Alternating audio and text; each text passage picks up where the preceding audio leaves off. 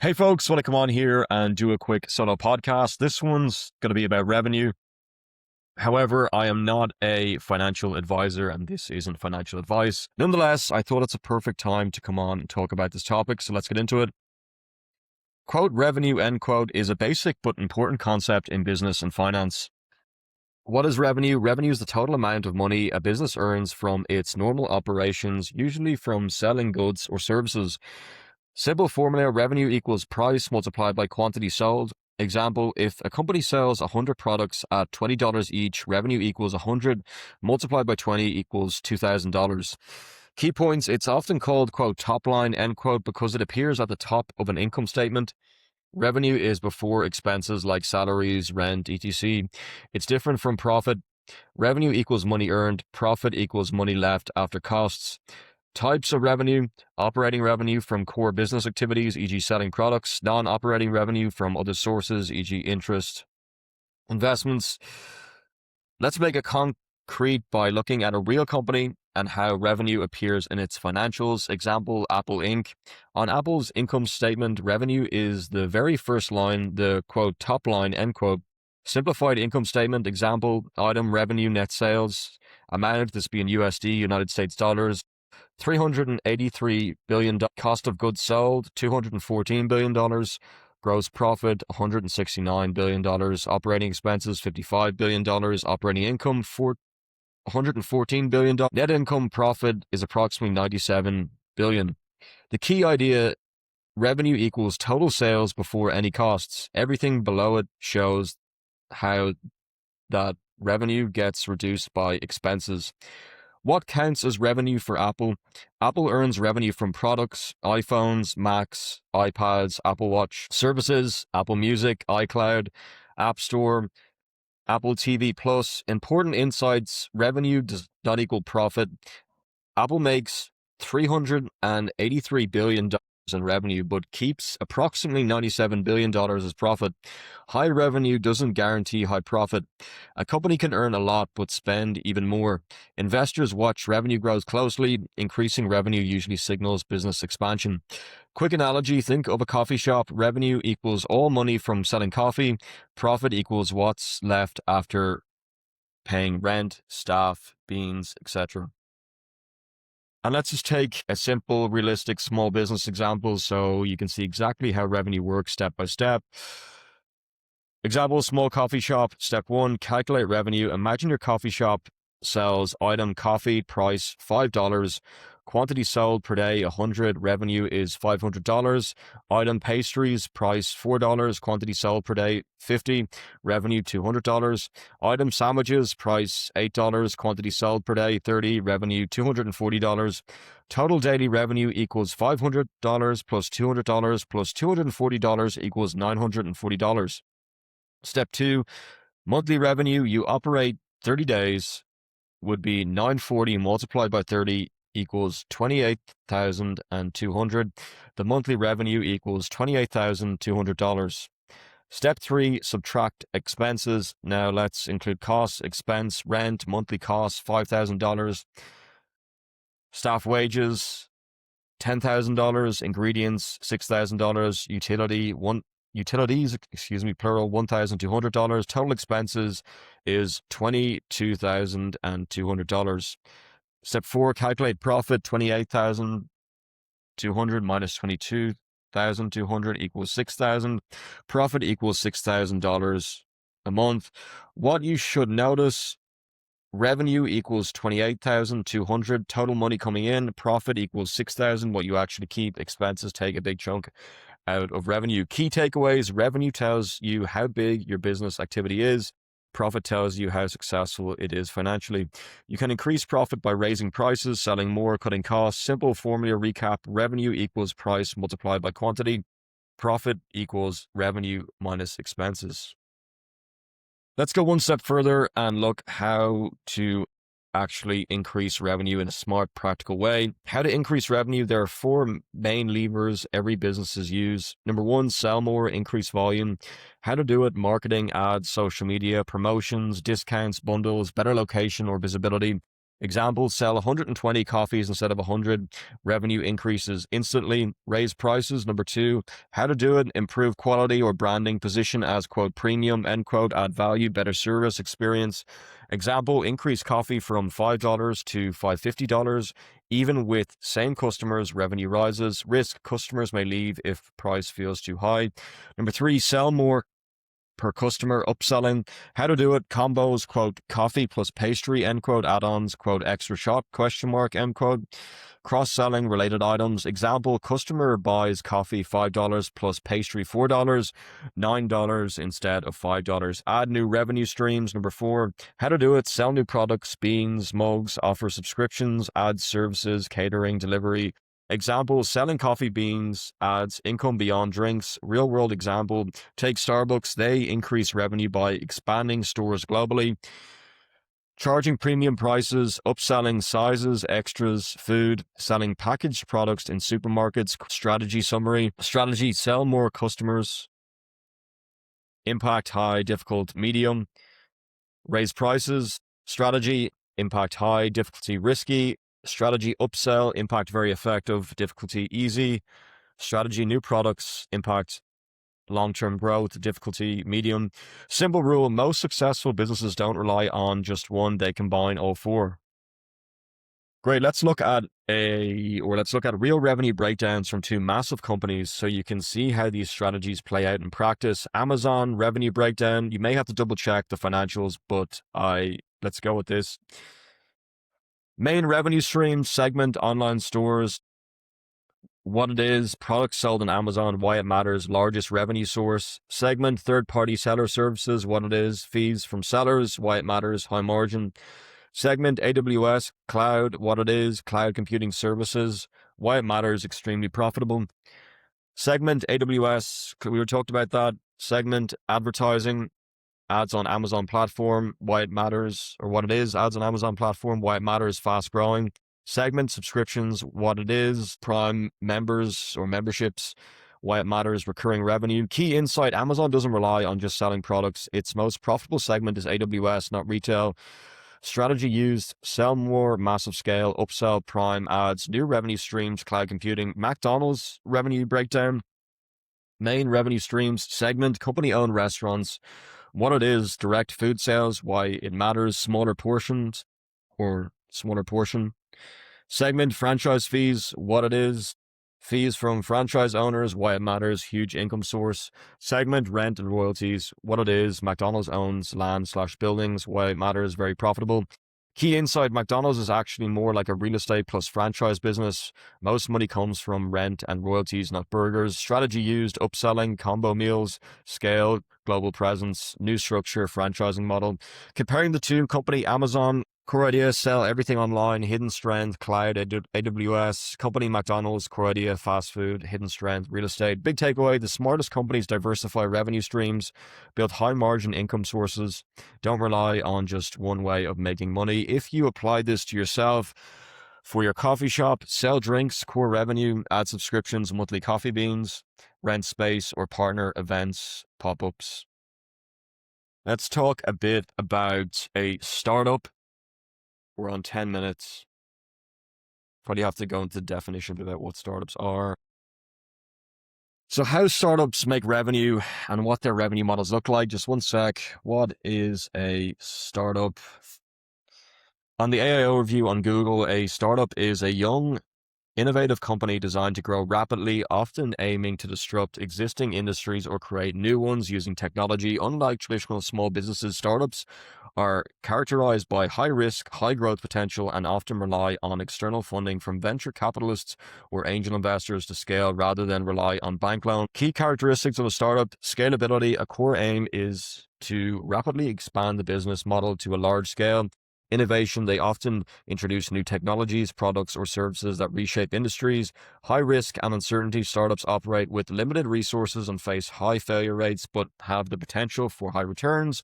External funding, to fuel fast growth, they usually seek funding from angel investors, venture capitalists, or government grants. Exit strategy, often startups are built to eventually be acquired by larger companies or to go public, IPO, rather than to remain small.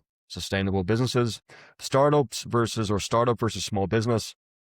While all startups are new businesses, not all new businesses are startups. A small business, e.g. a local cafe, generally focuses on stability, immediate profitability, and local market share. Conversely, a startup prioritizes growth over immediate profitability, often sacrificing short-term revenue to capture market share. And again, that it really depends on the startup or the business, but yeah, maybe not always, but maybe sometimes always. That's just my take on it, baby. We'll talk about something else. There's a great book out there that was recommended to me in Tangent in Trinity Business School. I don't know if the person wants to be mentioned on the podcast, so maybe I won't say the name. And it's called Disciplined Entrepreneurship. This is just a bit of a quest. Developed by MIT Sloan's Bill Aulet, it's a 24-step framework providing a structured, teachable, quote, craft, end quote, for launching startups. It emphasizes validating customer needs, primary market research, and building a team over mere ideation. It focuses on navigating uncertainty through systematic, actionable steps rather than chaotic, quote, firefighting, end quote. Key aspects of disciplined entrepreneurship: 24 steps to success, core philosophy, customer-centric, impact and scale, modernization, 10th anniversary, AI Jetpack. Very interesting. I haven't heard that bit before. And yeah, we can go into that another time, talk about the concept of and by the way, the person's called Zahur. Or Zahar, I hope I don't mention. Let me just look it up. Correct title. Zahar is head of student entrepreneurship program at TCD, researcher in entrepreneurship education, co-founder at openincubator.ie, University Leader of the Year 2025. And that's in Dublin, County Dublin, Ireland, Trinity College, Dublin. And yeah, so that book was recommended to me by Zahur. I'm pretty sure there's a few other people that mentioned as well. Unfortunately, I left it back in Ireland. Sure, we get it online, and maybe podcasts out there as well. Let's go back to revenue in a sec. Just thought this is important to note. There's a concept within there in context of entrepreneurship as defined by Bill Aulet, Managing Director of the Martin Trust Center for MIT Entrepreneurship, and IDE stands for Innovation-Driven Enterprise or Innovation-Driven Entrepreneurship. According to Aulet's framework, particularly in his book, Disciplined Entrepreneurship, an IDE is a type of business that aims to solve big problems, typically targeting global or super regional markets as opposed to small and medium enterprises, SMEs, which focus on local markets. Key characteristics of IDEs: similar to a startup, if not the same, by Bill Aulet, maybe slightly different. Based on innovation, IDEs are founded on a unique technological process or business model innovation that gives them a significant competitive advantage. Global/super regional target: unlike local businesses, SMEs, IDEs start with the intention of serving customers far beyond their local area. High risk/high growth, very similar to the startup definition on the AO view on Google.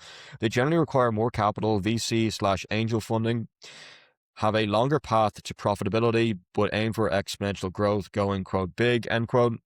Unique intellectual property: they rely on IP to create a sustainable competitive advantage. Team-oriented: because of their complexity, they are typically founded by teams rather than individuals. IED versus SME: Bill Aulet emphasizes that distinguishing between these two is critical because they require completely different strategies and management styles. Feature market: SME, so small and medium enterprise. Local/regional, example will be a coffee shop, like we talked about, or maybe a gym. IED, innovation-driven enterprise, or maybe we'll just go with the coffee shop, we talked about that already. Global/superior or super regional, not superior, excuse me. IDE, innovation-driven enterprise. Global/super regional, neither are superior. I don't want to get into that. They're both just different types. Yeah, let's continue before I dig myself a big hole. Feature innovation: SME, small and medium enterprise. Low, not required. Innovation. IDE, innovation-driven enterprise. High, core differentiator. Feature growth speed: SME, small and medium enterprise. Linear. IDE, innovation-driven enterprise. Exponential after slow start. Feature risk: SME, small and medium enterprise. Lower. IDE, innovation-driven enterprise. Much higher. Feature funding: SME, small and medium enterprise. Self-funded/bank loan. IDE, Innovation Driven Enterprise Angel / VC funding, which is venture capital. You can go back. I think there's an episode on venture capital. We sat down with Grace. He's based over in San Francisco. Feel free to go back and check if you want to learn more about venture capital. Don't want to go into all over again. We'll continue. Let's go back to revenue, which we were talking about initially, and how startups make revenue. So this is more the IDE, but let's just call it a startup from now on. It's the most common term. There may be some details that are makes them different, but let's just talk about startups again. I think it's just important to note that the book Disciplined Entrepreneurship below it. The startups make revenue and MIT Sloan. How startups make revenue and what their revenue models look like. Let's break it down clearly. What is startup revenue? Startup revenue equals the money a startup earns from its products or services. But here's the key difference from normal businesses. Many startups focus on growth, then optimize revenue later. 7 common startup revenue models. Subscription, recurring revenue. How it works: companies pay monthly or yearly. Examples: Netflix, Spotify. Revenue equals users multiplied by monthly fee. Very popular because income is predictable, kind of like annual recurring revenue. The same thing, ARR, which did an episode on. You can go check that out as well. Number 2, transaction fees. How it works: take a cut from each transaction. Examples: Uber, Airbnb. You don't sell products, you take a percentage. Number 3, freemium, paid. How it works: free version, attract users. Paid version, unlock features. Example: Dropbox, works well for apps and software.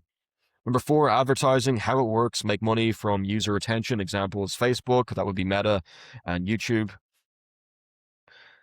We did a podcast, probably talk a bit about, we haven't done a podcast on Meta yet, so you get to that, but requires large scale audience.